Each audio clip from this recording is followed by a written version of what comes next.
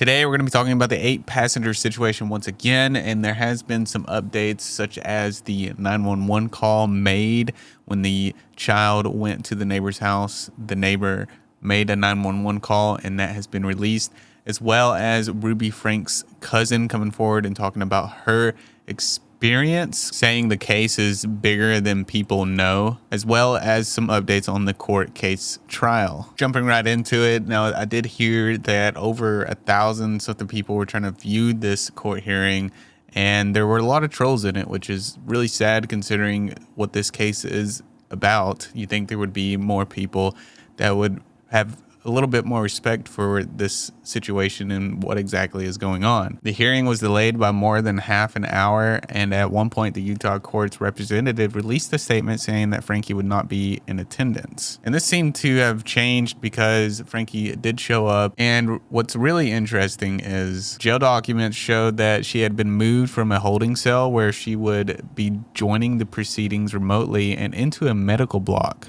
Now, I'm not sure why she's being moved into a medical block. I don't know if she's sick or maybe, she's got something going on, but this is definitely interesting to say the least. And the interaction between Ruby and the judge was a very simple interaction. With the judge asking Ruby Franke if she could hear him, she says yes. And then the judge asked if she had received a copy of the case info, where she said yes once again. And the next hearing is set to be on September 21st, so we'll see what happens then. Here you can see a picture of Ruby Franke in the jail, as well as Jody Hildebrandt. Now we're going to listen to the 911 call that was made by the neighbor, and trigger warning, this is a disturbing and difficult audio call to listen to, so please be aware of that. 911, the address of your emergency. Tell me exactly what's happened. I just had a 12-year-old boy show up here at my front door asking for help. We know there's been problems at this neighbor's house. He's emaciated, he's got tape around his legs, he's hungry, and he's thirsty. And he asked us to call the police. So he's very afraid. This kid has obviously been... I think he's been detained. He's obviously covered in wounds. He escaped. Well, I'm glad that he was able to make it to They're on their way. He could be safe. Jody Hildebrandt is up there right now. Okay. So she may come looking for him here soon, but he's not gonna. Obviously, we need the cops here as soon as possible. You can clearly hear the sadness in his voice and the seriousness of the situation. That kid was so scared he had to escape, go over there, and ask them to call the police. I really, really wish that these kids did not have to experience what they've experienced. I am very happy, though, that those neighbors were home when this happened.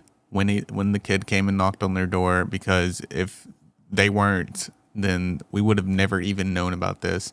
So in a way, these neighbors really are a hero. They're heroes, 100%. Next, we're going to take a look at the interview with Sally, which is an alias. She would like to protect her privacy, so she's using a fake name as well as blurring her face during the interview. My mother handcuffed my sisters when they were young, and a lack of food wasn't uncommon, but it wasn't out of a lack necessarily of money. There was a time when it could have been prevented, but it wasn't. The lack of food, I mean. And the handcuffing, that happened to my family too, with my own mother. Wow, so this is learned behavior that Ruby has learned from her mother. It was passed down. So maybe even the mother, it happened to her as well. Now, this is no excuse, because this doesn't give them permission to do something like this. This is abuse, and it needs to stop here. It needs to end here, because this kind of stuff should not be happening at all. Zero, zero, zero tolerance for this. Handcuffing your child and making them starve is not okay. It is abuse. And who knows what else Ruby has done, because we don't have all of the evidence. We don't have everything quite yet. There's been a recording released by police, and you can hear them talking. You can hear talk about people being duct taped, children having duct tape on them. Has that ever happened to you or your siblings? All I can say is that my mother did duct tape my siblings, but I haven't heard anything specific being talked about before that. It was my siblings who told me that it happened. I didn't hear the 911 dispatch call. This is the first time I've ever heard of that. So the details are all the way down to even the duct taping. It's crazy how these kind of things can be passed down from generation to generation, and she doesn't even question it. She's just assuming these habits. These are just things that she just embodies and thinks that, well, since my mother did it to me, then it's okay to do to my kids. And look how I turned out. I turned out great, which, she didn't. But she is blinded by that, and she can't see the wrong she's doing because she was raised in it. Or maybe she does see the wrong she's doing. I don't know. And just to be clear, when I'm saying she here, I'm referring to Ruby.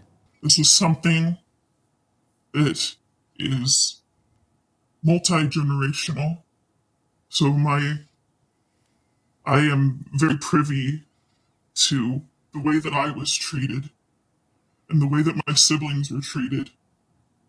And so to see that further on down the line is not shocking, but disgusting. Yes, disgusting is one word you could use to describe the situation. And it's also disturbing to know that this was a learned behavior that was passed down. It's scary to think that something like this could happen and continue to happen. It's just very sad, and I don't know the psychology behind it, but I wonder what makes somebody continue a habit like that. Like, they have to know that it's not good, right? Or unless they think it is good because they have reinforced beliefs and some positive things in their life that show that it was a good thing to do to the child. I don't know, but it was definitely something I'd be interested in figuring out. If anybody in the comment section knows, let me know. Do you feel that Ruby and your mother learned this from their parents, or where do you think they came up with this type of thing? Handcuffing, the duct taping, the withholding of food. Where do you think they got that? I'll speak in a metaphor. I'll just say that the whole tree, from the bottom of the roots to the tips of the branches, the whole tree is blighted. This is multi-generational. Wow. So I suppose you'd have to read in between the lines with that. Wow. So this has been going on for a long time. That is scary. Oh my God. Do you feel that they talk about religion in a way to almost justify the abuse? Yeah. It's been a while since I've read the Ensign. It's been a while since I've read through the Book of Mormon and been to church. But I can't give any specifics, but I do feel and believe that those sorts of things are used to justify. And we've seen this happen over and over again, especially with Jody, who is using these crazy things, like she's getting visions, and that gives her a reason to take action and force people to do certain things to get the sin out of them.